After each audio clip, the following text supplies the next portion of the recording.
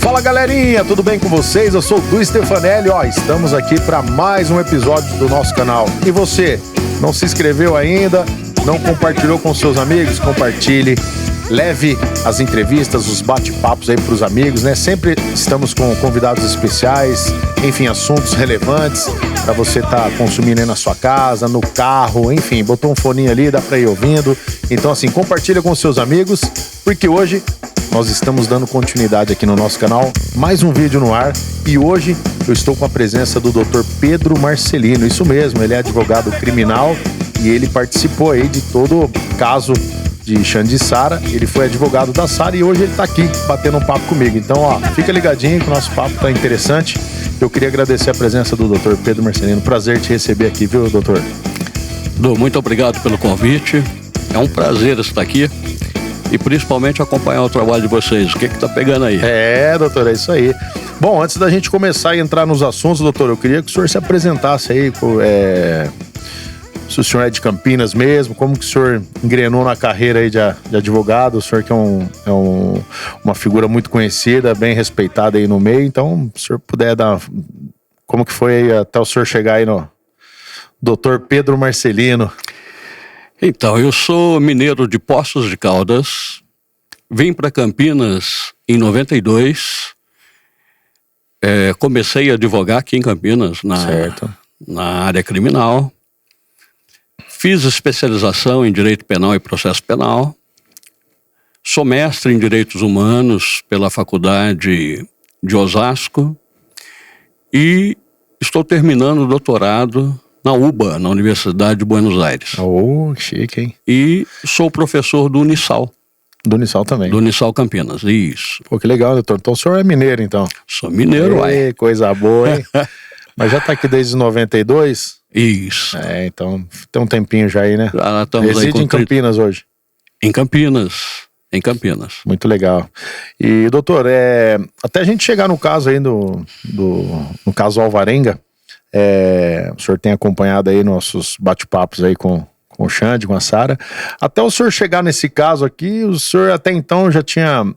tem algum caso que o senhor gostaria de colocar pra gente aí, antes do caso do Alvarenga? Algum que o senhor participou? Alguns casos curiosos, assim, no meio criminal, assim? Só de curiosidade mesmo pra quem assiste, né? Claro. A área criminal, você lida com o ser humano no mais profundo dele, né? Sim. Então, às vezes, a população, a imprensa, a população em si, ela julga de antemão. Exato. Mas ela não conhece a pessoa. Exatamente. E você, como advogado, você começa a trabalhar com a pessoa. Você começa a trabalhar com o âmago da pessoa. E ali você começa a saber um pouco mais daquela pessoa. É muito difícil, sabe, Du? Quando eu ouço, principalmente hoje, esses noticiário policialesco que tem aí, sim, né? A imprensa em si, ela já julga sem saber o que aconteceu. Exatamente. Né? Então eu fiquei muito humano, ou muito mais humano, trabalhando com a pessoa que comete o crime. Exato, como o senhor falou, né? A mídia em si, existe um julgamento e... Creio eu, né? Pergunta leiga total, viu, doutor? Para o senhor pegar um caso, na verdade, o senhor já recusou pegar algum caso? O senhor, como que funciona esse primeiro contato? O senhor, claro, né? O senhor dá uma estudada no caso todo. Já chegou alguma situação de falar assim, esse caso aqui eu não vou pegar, e por quê? Não. Não, né? Não, nesses 32 anos de advocacia criminal aqui em Campinas, nunca recusei um caso. Já advoguei defendendo pessoas de praticamente o Código Penal inteiro. Entendi. Mas eu perguntei porque a gente já viu situações, né? Eu acompanho bastante podcasts também, já vi alguns advogados participarem e já vi citarem situações que acabaram não pegando, né? Por X e Y motivos, né? Claro. E me fala um pouquinho então, doutor, como que foi? Como que o senhor chegou no caso Alvarenga? Como que o senhor foi procurado? O senhor já estava vendo toda a repercussão que estava tendo na mídia? Como que o senhor teve ciência aí do caso?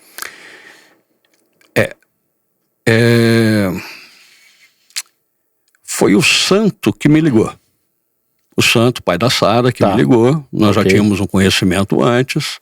E ele me ligou no dia seguinte dos fatos. Certo. Eu me recordo que eu estava em São Paulo, fazia especialização. E ele me ligou imediatamente.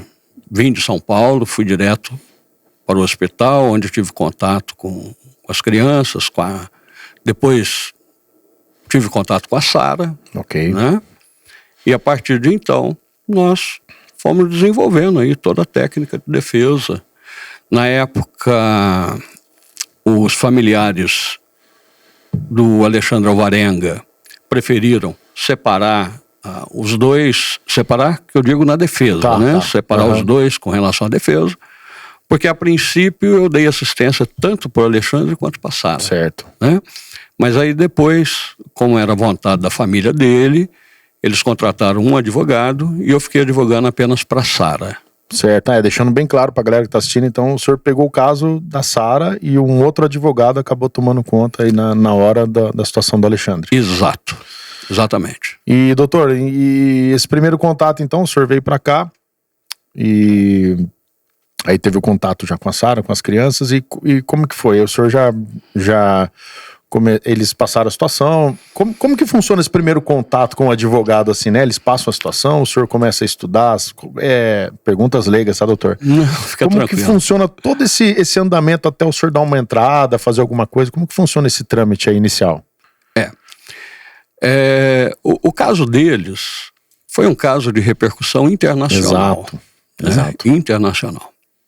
Então, evidentemente, procurei saber quem era o Alexandre, quem era a Sara, porque eu conhecia o pai dela, mas não conhecia ela.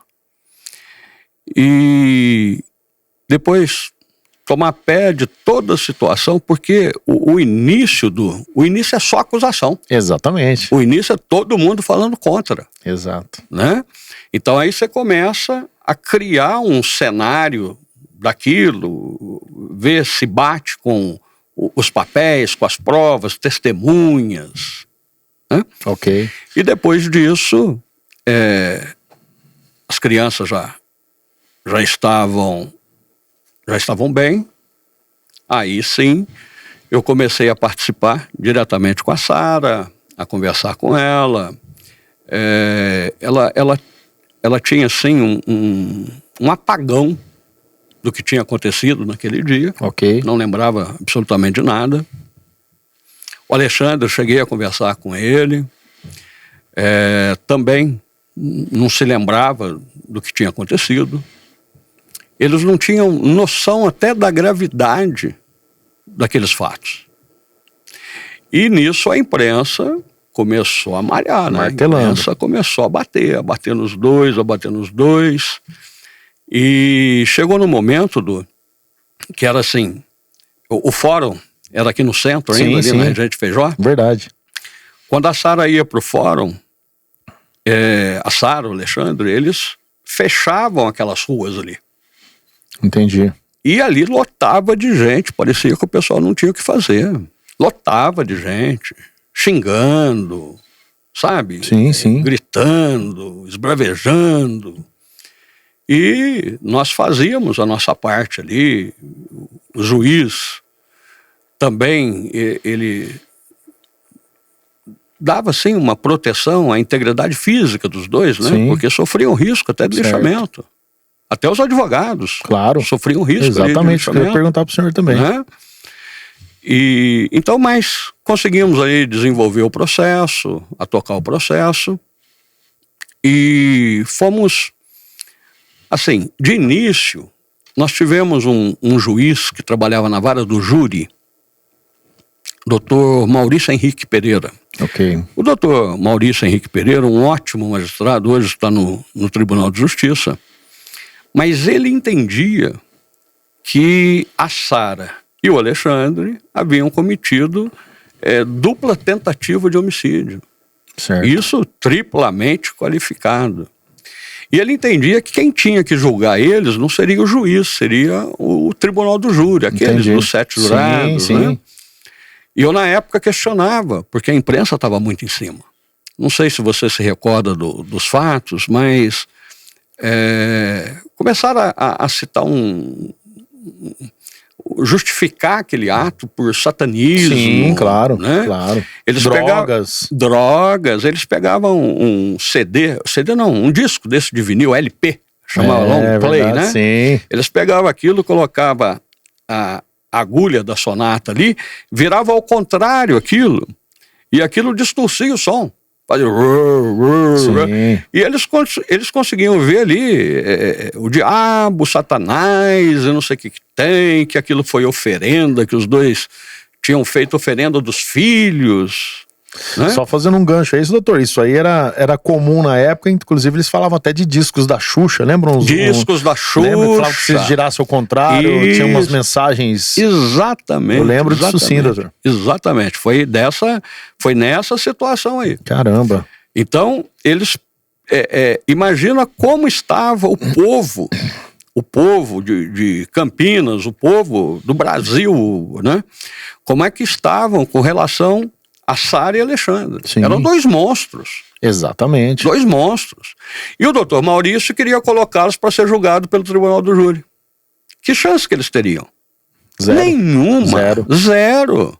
Porque no Brasil, Edu, nós temos dois procedimentos. Nós temos um procedimento que é feito, procedimentos criminais, certo, que é feito na presença de um juiz, que a gente chama juiz togado, tá. É aquele que estudou, fez concurso, tudo, então ele julga aplicando lei, jurisprudência, conhecimento dele, mas nós temos um crime que vai para o Tribunal do Júri. Certo. E que crime é esse? São os crimes contra a vida.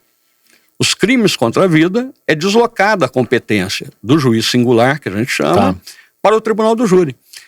Então são julgados no Tribunal do Júri o infanticídio, que é quando a mãe mata o filho durante o parto ou logo após o parto. Sim. A instigação ao suicídio, se você instiga alguém, induz alguém a suicidar, você também vai responder no Tribunal do Júri. Certo. O aborto, que na verdade o crime deveria chamar abortamento, né, e não aborto. Exato. E o homicídio. Então esses 4 crimes são os crimes contra a vida, que o legislador constitucional entendeu em deixá-los a cargo do Tribunal do Júri. Ok. E o doutor Maurício entendeu isso. O doutor Maurício entendeu que eles deveriam ir para o júri. Só que eles não teriam chance nenhuma. São 7 jurados, pessoas do povo, pessoas ali que são mãe, que são pai, que já estavam todos... já contaminados, né? Contaminados ali com a imprensa, com tudo. Houve uma conversa que eles usavam cocaína, usaram cocaína. Sim. É tudo mentira. Tudo mentira. Nós temos laudo, temos tudo no processo. Sim. Né? Então, naquela situação, ir para o Tribunal do Júri, na minha visão, era a última coisa que eu queria. Certo. Porque ali nós tomamos um caminho um pouco diferente, eu e o outro advogado, né? O outro advogado jogou direto o Alexandre como inimputável. Certo. Né? Que ele deveria então permanecer internado, em tratamento, né? Ok. E a Sara, eu disse que a Sara ela não tinha feito nada, ela não teve nenhuma ação positiva naquilo. Tanto que toda a cena desenvolveu em cima do Alexandre. Sim. Tudo desenvolveu em cima dele. Exato. E depois nós tivemos um laudo de delírio induzido, que no francês vem o tal do folie D. Já ouviu essa expressão? Nunca tinha ouvido, doutor. Nunca tinha ouvido. Legal. Primeira vez. Folie D no francês significa loucura a 2. Certo. Então são 2 pessoas, okay. Um é dominante, o outro é dominado. O dominante entra num surto e o dominado entra no surto do dominante. Caramba. Olha que coisa interessante. Interessante mesmo. Por isso que quando estávamos no início da nossa conversa aqui, ou da nossa prosa... Claro. Eu disse a você que nós temos que ingressar lá no fundo do ser humano. Nós temos que buscar a essência do ser humano. Porque a nossa mente, Edu, ela faz coisas que você pode arrepender amargamente pro resto da tua vida. Exato. Né? Sim. A minha nona dizia que a uma hora do dia em que todas as forças do universo convergem sobre tua cabeça. Você faz uma coisa grandiosa ou você vai fazer uma burrice que não tem tamanho. E é mais ou menos isso mesmo. Às vezes eu estou dando aula, e eu pergunto ao sujeito, e o criminoso? Quem é a favor da pena de morte? E muitos ali levantam a mão. Sim, sim. É a favor da pena de morte. Aí eu deixo eles se acalmarem um pouco. Eu pergunto, quem ali nunca tinha cometido um crime que levantasse a mão? Aí alguns levantam, outros ficam pensando um pouco, depois levantam também. Seria um crime, né, na cabeça. É. Eu pergunto a ele, vocês nunca fizeram a gravação de um CD e não pagaram direitos autorais, propriedade intelectual, direitos autorais? Você nunca comprou nada falsificado? Nunca deixou de pedir uma nota fiscal? Aí vão abaixando a mão. Sim, pois é. Vocês também são criminosos. Exatamente. Né? Então, na graduação, que a gente diz assim, o crime, isso é crime, isso não é crime. No Brasil, nós temos, assim, crimes a gente chama de menor potencial ofensivo, né? Que vai para o juizado especial criminal. E tem os outros crimes, que é julgado aí ou pelo juiz singular ou pelo tribunal do júri. Então, no caso, como seriam aí 7 pessoas para poder julgar os dois, eu conversei inclusive com o doutor Maurício na época. Certo. Falei assim, doutor Maurício, que chance que esse casal vai ter? Nenhuma. São 7 pessoas já ali bombardeado com a imprensa, com esse problema do satanismo, com o problema da cocaína e com tudo isso. Exato. Né? A chance deles era 0 no tribunal do júri. Nisso nós entramos com recurso, eu entrei com recurso para o Tribunal de Justiça, pleiteando que eles não fossem para o júri, que fosse reconhecida. A gente chama de inimputabilidade, que ela não sabia o que ela estava fazendo. E graças a Deus, teve lá 2 votos a favor deles irem para o tribunal do júri e um para não ir para o tribunal do júri. Um desembargador acolheu a nossa defesa. E aí entramos com outro recurso para fazer prevalecer aquele voto minoritário, né, chamado embargos infringentes, e saímos vencedores disso. Aí foi afastada a possibilidade deles serem julgados pelo tribunal do júri. E aí o Alexandre continuou internado um tempo, e a Sara, a gente foi conseguindo, sim, progressivamente que ela tivesse contato com as crianças. Conseguimos, se eu não me engano, primeiramente 2 horas por dia, mas conseguimos que as crianças ficassem com o santo, né, com o pai da Sara. E assim, fomos levando aí esse processo. Aí no final, eu fui contratado para trabalhar também na execução do Alexandre. Aí nós fizemos um processo de desinternação. Aí veio progredindo tudo, e graças a Deus deu tudo certo. Mas é um prazer ver o José Alexandre aí, esse menino bonito, ver a Alicinha, ver o casal, como se dão bem, né? Como estão bem. Sim, claro. E existe uma curiosidade, que talvez muitas pessoas não saibam. Na época, o Alexandre, ele tinha porte de arma. E ele tinha uma arma em casa. Então, se fosse vontade dele exterminar a família, era muito mais fácil em casa. Exatamente. Uma outra situação que eu também usei na nossa defesa. Se o Alexandre quisesse realmente exterminar a família, no momento do acidente, com testemunhas para aquilo, o Alexandre estava no banco da frente, dirigindo, Sara com José Alexandre no banco de trás e a Alicinha na cadeirinha. Ora, quem quer exterminar uma família vai ter todo esse cuidado de proteção e segurança para aquela família. Exato. Então são coisas assim que você vai juntando, que você vai correndo atrás, vai vendo as testemunhas, o que falaram bem do Alexandre, mas unanimidade. Falaram muito bem dele. Era um menino verdadeiro, amigo, estava ali já no auge da vida profissional dele. Então era um sujeito assim que tinha grandes amigos, produtores, cantores. Era uma pessoa que estava mesmo num nível ali um pouco acima do normal. Sim, claro. Né? Então, você junta tudo isso e você vê o fato. Não combina. É verdade. Não é? Não combina. Era um sujeito que ele chegava em casa, a hora que ele chegava em casa, ele ficava de 4, de boizinho ali, para a Lecinha subir nele, para ele ficar andando com ela. Um pai amoroso, um marido exemplar. Você está vendo? Não combina. Não combina com aquele fato. Então, quando a gente começa a pesquisar, quando a gente começa a ver aquela situação, só é justificado mesmo aquilo ali por um surto. Exato. Ou estresse, ou qualquer outro trabalho, sei lá, alguma coisa assim. Mas é a única coisa que justifica. Exato. E ele, como sempre foi sempre o cabeça do casal, da família, né?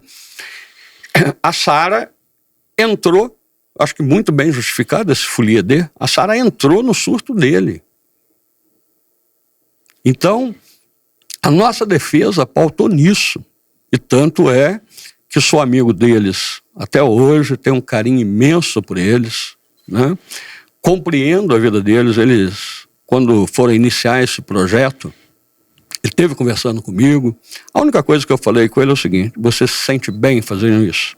Ele disse que ele tinha que dar alguma explicação à sociedade. Ele disse que ele tinha que explicar alguma coisa que estava engasgado, porque só tinha manchete, só tinha notícias a respeito do mal, né? Não tinha uma notícia de bem. Na internet só tem coisas ruins sobre eles, né? Tem coisas ruins. Exatamente. E existe um direito que, para mim, eu acredito nele, sabe, Du? Que é chamado direito ao esquecimento. Só que a nossa jurisprudência não admite ele. Nossa jurisprudência entende que é liberdade de expressão e que tem que ficar lá ad eterno. Todo mundo tem que saber da vida de todo mundo eternamente. Não concordo. Certo. Eu acho que já passou.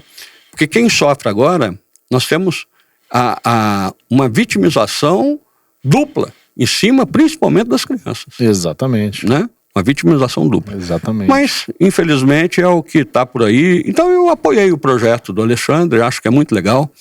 Acho que vocês estão tendo uma participação maciça aí, né? Exato. No programa de vocês. E isso daí vai fazer bem para o Alexandre, vai fazer bem para a Sara. Eu vi a entrevista que você fez com a Alessia. Maravilhosa, maravilhosa. Obrigado, tá linda aquela menina, inteligentíssima. Inteligentíssima, né? Exatamente. O grande arquiteto fez com que ela fizesse psicologia. Exatamente. Né? Obras do destino, doutor. Obras do destino. Mas é Deus colocando as coisas no seu devido lugar. Com certeza, doutor. Só pegando o gancho aí, como a gente vê na internet, só tem notícias negativas. E o Alexandre, a Sara, como o senhor tem acompanhado aí, hoje nós temos a oportunidade dentro do nosso próprio canal de estar mostrando o lado da verdade, o lado que ninguém viu, que ninguém assistiu, ninguém escutou. Então hoje também, quem procurar, além das notícias antigas, agora nós teremos as novas notícias, as novas imagens, as comprovações, né, doutor? Tanto que o senhor está aqui hoje dando um testemunho também, né? Além de ser um bate-papo, é um testemunho do que o senhor vivenciou, o senhor participou ali desde o dia. Eu queria fazer uma pergunta para o senhor sobre a internet. O que o senhor achou sobre o vazamento do nome das crianças na internet? Eu estava conversando com a Alessia, né? E com o Xande, a Sara também. E até hoje está lá. Então, tipo assim, isso aí é permitido, doutor? Isso está exposto na internet? Claro, né? Está desde aquela época e a gente acompanhou aqui, como a Alessia disse. Se fizer um Google hoje, tá lá. Isso é permitido? O que o senhor fala sobre isso? Isso não podia ser permitido. Não podia. Sim. O problema vem nesse tal direito do esquecimento. Entendi. Né? Que deveria ser acolhido esse direito ao esquecimento pelos nossos tribunais e mandar o Google simplesmente deletar aquilo tudo. Acabou. Se alguém quiser saber, está no processo. Sim. É só pegar o processo lá, o processo está íntegro. E fica arquivado. Eu tenho uma cópia integral dele e o Tribunal de Justiça também tem uma cópia. Entendi. Né? Eu acho que novamente vitimiza a Alessia e o José Alexandre. Isso aí, então, ele pode ser que um dia ele saia das pesquisas, está em andamento alguma coisa? Pode ser, claro, pode Entendi. ser sim. E em relação aos laudos, doutor, né? A gente acompanhou aqui nos últimos episódios com o Xande e com a Sara sobre aqueles 4 laudos, né, que foram expostos. E um deles deu aquele falso, né, positivo. Queria que o senhor comentasse sobre esses laudos aí que saíram na época. Tá. O laudo toxicológico, ele tem todo um procedimento a ser observado. Certo. Né? Porque senão dá o que chamamos de contaminação. E foi o que aconteceu com Exato. o primeiro laudo deles. Sim. Né? Tanto é que foi descartado. Esse laudo deles não foi utilizado para nada. Ah, mas deu manchete. Pois é, deu manchete. Mas o próprio judiciário já descartou aquele laudo que não tinha cocaína, nunca existiu cocaína. Exato. Nem álcool, nem álcool. Exato. Não existiu absolutamente nada que pudesse atrapalhar ali a consciência dos dois. Principalmente do Alexandre, claro. E até porque, né, doutor, se tivesse acontecido qualquer uma das duas situações, nós não estaríamos aqui hoje, né? Não estaríamos aqui. Contando, mostrando os fatos, né? Eu, como você disse, apesar de ter sido o advogado da Sara, eu sou testemunha. Sim, exatamente. Dos fatos que eles viveram, que eles presenciaram, que eles sofreram. Sim. Né? Sofreram muito. Eu levanto aqui uma homenagem ao santo Rosolém, um homem de fibra, um homem que nunca abandonou nem a Sara e nem o Alexandre. Ele sempre confiou nos dois, ele sabia que aquilo ali tinha sido um distúrbio, que ali tinha sido qualquer coisa, mas que não era do Alexandre. Exato. Né? Um surto que não pertencia ao Alexandre, a pessoa que ele amava, que ele adorava, que ele sempre quis. Sempre adorou as crianças e tudo. O santo foi um herói. Um herói. Até hoje aqui rendo homenagens ao santo para que seja eternizado o nome dele. Claro. Como pai, como avô, como sogro. Um homem de fibra. Um homem que esteve ali ao lado da Sara e do Alexandre e ao meu lado também, claro, né? Desde o primeiro dia. Doutor, acredito eu que esse tenha sido talvez o caso de maior expressão que o senhor pegou assim, a nível mundial. Ah, com certeza. Né? E o senhor recebeu algum tipo de ameaça na época, assim, diretamente? Muitas vezes. Eu e a Sara, quando íamos ali para audiência, era morte assassina, morte advogado. Morte de todo mundo. Morte de todo mundo. Eles queriam matar todo mundo. Caramba, doutor. E na época o senhor tinha algum respaldo? Andava com alguma segurança, alguma proteção? Não nada? Tinha proteção, não tinha nada. Só Deus mesmo? Só Deus, meu grande protetor. Ei, doutor, não é fácil não, né? E o senhor em algum momento, assim, ao se ver dentro de um caso, assim, de tamanha expressão, assim, tinha sido diferente de tudo que o senhor já tinha feito? Era algo assim, tinha algumas situações que não era do cotidiano de advogado que o senhor estava vivendo? Não, veja... Além do caso de... Porque falar em repercussão, eu tive alguns casos de repercussão aqui em Campinas. Ah, tá. Né? Aquela CPI do narcotráfico, eu trabalhei nela. Ah, certo. Né? A CPI do roubo de carga, eu trabalhei nela. Então, casos de expressão, né? Nós já estávamos ali, não habituados, mas já tínhamos trabalhado em alguns. Mas esse caso, Sara e Alexandre, foi muito diferente. É um caso que existe ainda, uma incógnita na cabeça de todo mundo, como o Alexandre me falou, né? Mas os outros pensam. Eu vou dizer para eles o que aconteceu. Mas sempre vai ficar uma incógnita. Exatamente. Né? Sim. Recentemente, nós estamos trabalhando, inclusive com esse caso recentemente, 2 anos atrás, nós estávamos conversando sobre esse caso. E a gente notava que o Alexandre estava sufocado com aquilo. A Sara estava sufocada com aquilo. Porque vira e mexe, alguma notícia, um jornal que procura, um programa de televisão que procura, né? Então eles querem remexer nessa situação. Nós estamos com 21 anos já passados desse caso. Exatamente. Né? Com 20 para se ter uma ideia, com 20 anos ocorre prescrição do máximo do crime. Né? Com 20 anos. Exato. E eles não têm direito a esquecer isso. Lamentavelmente. O pessoal sempre quer ficar relembrando, né? Mas relembrando pela maldade, sabe? Pela maldade, exato. Relembrando pela maldade. Ninguém quer saber a história do Alexandre, da Sara, a história de amor, a história de fraternidade, sim, de união que eles sempre tiveram. Exatamente. Ninguém quer ficar ouvindo o lado bom, eles só querem ficar se apegando às coisas ruins, né, doutor? Isso. Na época do caso, o senhor chegou a dar alguma entrevista tentando explicar, tentando mostrar para as emissoras, mas tipo... Várias vezes, para você ter uma ideia de uma coisa que eu não esqueço, nós estávamos fazendo a reconstituição do crime. Certo. Quando uma repórter, eu não me lembro se era da Band ou se era da Record, ainda estava aquele tumulto do culto satânico. Certo. Ela virou para mim e falou assim: doutor, eles tinham pacto com o demônio? Eu falei assim: mas que pergunta é essa? Ela perguntou diretamente, senhor, assim. Desse jeito. Ela falou assim: não, porque eu estou ao vivo.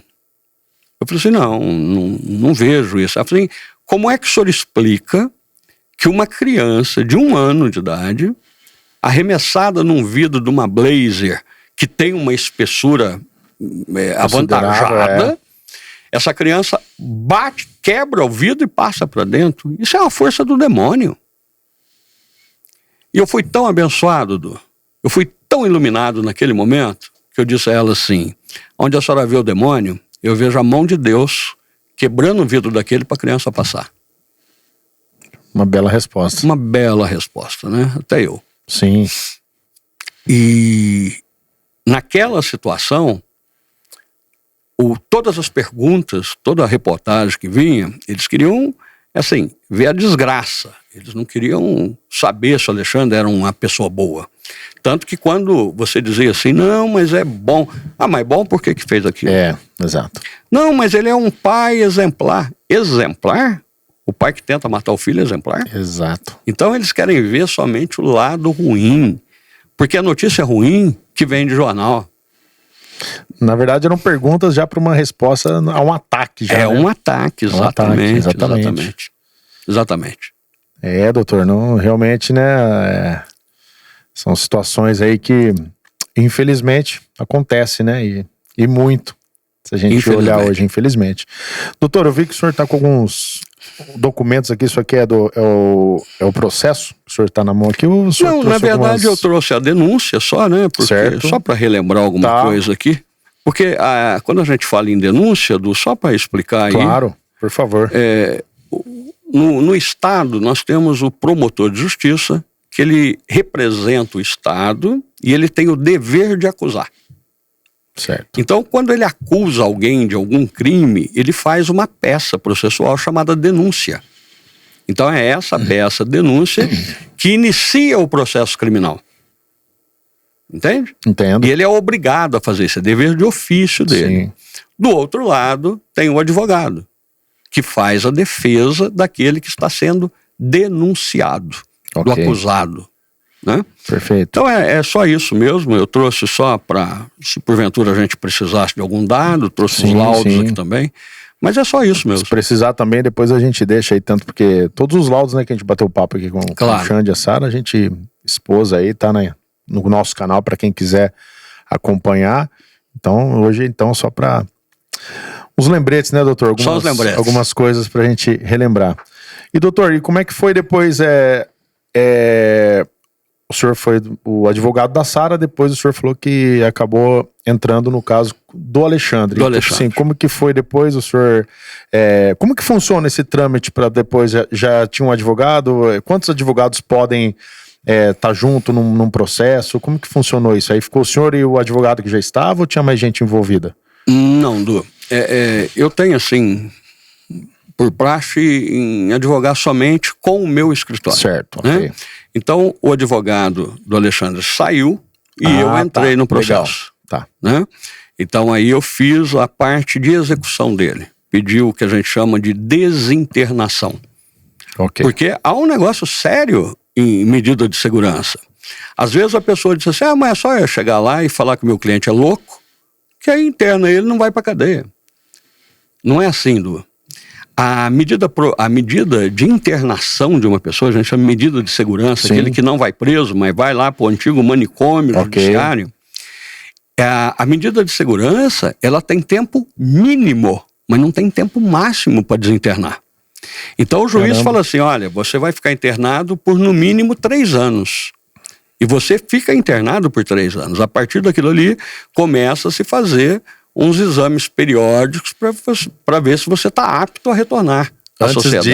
Antes disso, não faz. Entendi. Por isso que às vezes você escuta uns absurdos aí, que pessoas ficaram internadas 20, 30 anos de internação. É verdade, já vimos isso. Um absurdo. Mesmo. A pena, nós temos limite máximo. A pena o sujeito é condenado a 20 anos, a 15 anos, mas tem um limite. A medida de segurança não. Exato. Então a medida de segurança, ela é fixada como um tempo mínimo de internação. E depois disso, só quando tiver boa vontade lá dos peritos para dizer que o sujeito está bem para voltar ao convívio social. Entendi. Eu perguntei pro senhor porque assim, né, a gente conversando com o Alexandre aqui, por exemplo, na hora que o senhor assume o caso, então ele já vinha no andamento, pelo que o Alexandre estava comentando aqui, meio que não estava dando certo, né, o advogado, ele inclusive citou algumas situações do outro advogado, aí chega o senhor ali e dá o andamento ali. E que pé que o senhor pegou o caso do Alexandre ali, como que foi como é que chama os recursos aí para futuro, para a gente conseguir chegar aí a um... Na verdade a gente trabalha com uma questão de convencimento. Tá. Né? Eu vou me limitar aqui a dizer da minha parte, respeitando o outro advogado, mas eu trabalhei com a evolução que o Alexandre apresentava. Certo. Né? Existiam laudos dizendo que ele estava bem, que estava tranquilo, até que conseguimos que ele voltasse a sair da internação e viesse a fazer um acompanhamento ambulatorial. Né? Então ele veio, fez o tratamento ambulatorial e depois a gente pega uma escala, né? Sim. Internação, tratamento ambulatorial, depois dispensa daquilo. Ele ainda ficou com a obrigação de comparecer, me parece, ao médico durante algum tempo e depois foi liberado. Entendi. E esse processo demorou quanto tempo, doutor, assim, do senhor ter assumido? O caso total, assim, deu um tempo de quanto? Foi de 2003 até 2009, por aí, 2010, nós ainda estava correndo recurso ainda. Hoje já está tudo comprovado, tudo encerrado, não tem mais nada, está tudo encerrado. Tudo encerrado. Não há o que fazer mais contra eles, nem a favor. Exatamente. É uma pena, exatamente. É uma pena, né? Mas eles, vida que toca. É isso, doutor. Inclusive eu fiz essa pergunta porque assim, né? Muitas pessoas acompanham, muitas leigas no assunto, principalmente de advocacia, né? Que é uma profissão maravilhosa, uma profissão como as outras, assim, né? Requer muito estudo, né, doutor? Bastante. Porque não é fácil o senhor ter que defender alguém, né? Então é muito estudo e graças a Deus o senhor entrou na vida desse casal. Viu, Dô? É importante salientar que o advogado criminalista, ele não defende o fato criminoso, ele defende a pessoa que praticou o crime. Exatamente, né? Sim. Ninguém aplaude quando acontece um roubo, eu vou lá defender o ladrão, eu não estou aplaudindo o roubo, em hipótese alguma. Né? E defender não é absolver. Defender, às vezes, é fazer com que se aplique a pena certa para aquela pessoa. Exatamente. Então isso também é defesa. Exatamente. Porque eu, como um telespectador e acompanho muitos podcasts, já vi alguns advogados, porque assim, a maioria das pessoas une a imagem do advogado criminalista como assim, o cara protege o bandido, então ele também é vagabundo, ele é bandido, né? O senhor já deve ter visto muito várias isso. vezes. Então o senhor acabou aí de colocar exatamente como funciona. E exatamente, existe casos também que a gente acompanha que a pessoa realmente, às vezes é um bandido mesmo, um cara que cometeu algum crime, algum roubo, que o senhor sabe que mas a pessoa... merece defesa. Merece defesa, mas que ele vai ser julgado e que pague a pena que seja ali colocada. Mas a pena prevista.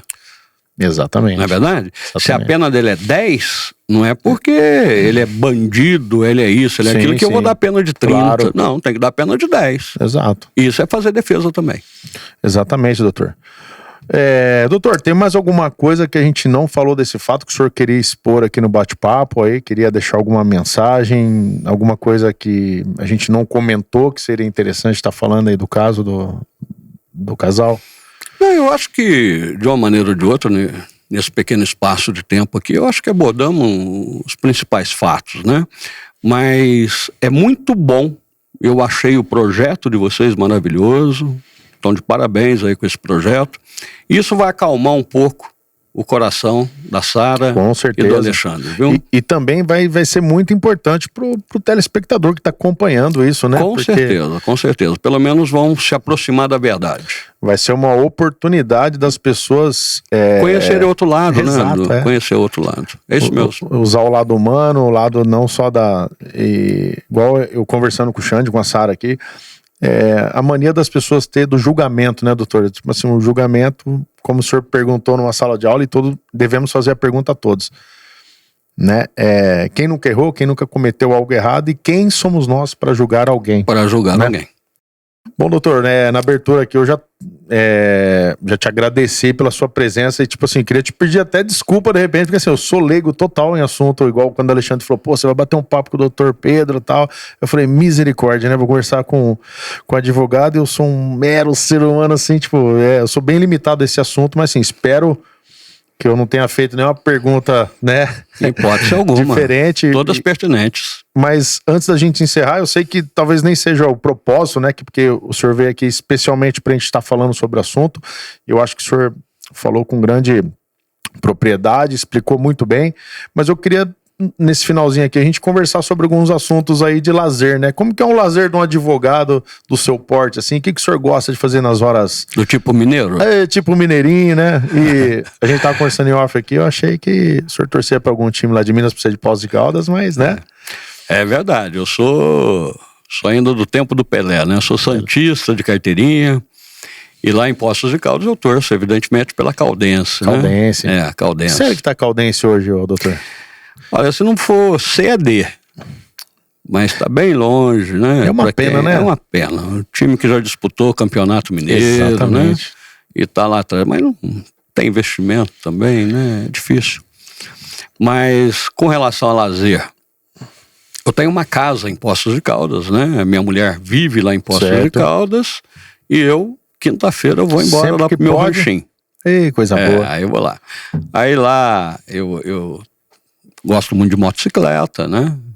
Faz trilha, essas coisas também ou não? Não, a minha a motocicleta é passeio. Uma Harley Davidson, daquela Fat Boy. Coisa boa, hein? E a gente mora num condomínio, tem uma represa, também tem um jet ski pra gente brincar um pouquinho lá. E gosto muito mesmo de pescar. Eita, mas o senhor pesca de verdade ou é aqueles... Não, eu sou pescador dos bons. Dos bons mesmo? Dos bons. Quero ver, hein? A gente faz 2 pescarias por ano, né? Nós fazemos uma aqui no Rio Grande e a outra a gente sempre faz pro Mato Grosso. Tanto que agora, final de julho, eu tô indo pra lá, a gente fica uma semana lá. Boa, né? Porque não deve ser fácil, né, doutor? Acho que a vida do senhor sempre envolvida aí com a cabeça sempre pensante, sempre estudando, então na hora de dar uma relaxada... O senhor consegue desprender 100% quando o senhor tá no seu momento de lazer? Ou tem certos momentinhos que fica aquela... Não tem jeito, né? A gente, é verdade, a cabeça da gente fica trabalhando. Mas, claro, aí a companheirada tá lá, uma cachaça... e é bom, uma cervejinha bom, um churrasco bom. Os e aí amigos, a gente diverte, os amigos. Gosta de ouvir umas músicas sertanejas também? Adoro, adoro. Samba e moda de viola. Doutor, que legal. Mas, poxa, eu queria agradecer de verdade aí, foi uma honra bater um papo com o senhor aqui. A honra é toda minha. Né, A honra é toda minha. E vamos torcer aí pro Santos sair da Série B também, né? Guarani, Santos subir tudo junto, né? Tá certo. Doutor, muito obrigado, viu? Foi um prazer imenso estar aqui com você, viu? O prazer foi todo nosso. Muito obrigado. E você que acompanhou esse episódio aqui, esse bate-papo, compartilha com seus amigos, vamos continuar levando informação, conhecimento, enfim, um bom bate-papo. Hoje, se você tiver alguma dúvida aí dos episódios anteriores, tá aqui no nosso canal, tem vários vídeos aí com o Xande, com a Sara, com a Alessa e agora com o Dr. Pedro, e continuaremos aí criando conteúdos para vocês, tá bom? Então, fiquem com Deus e até a próxima.